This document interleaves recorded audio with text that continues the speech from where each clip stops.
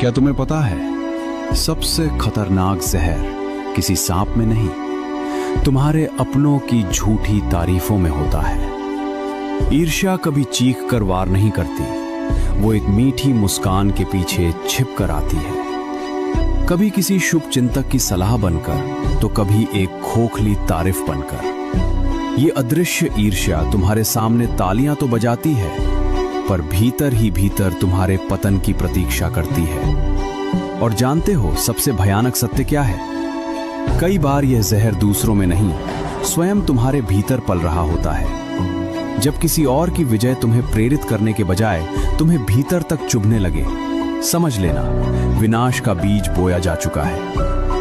अहंकार चीख कर कहता है, उसे ये क्यों मिला? जबकि विवेक शांत स्वर में पूछता है, तुमने इसके लिए क्या दांव पर लगाया?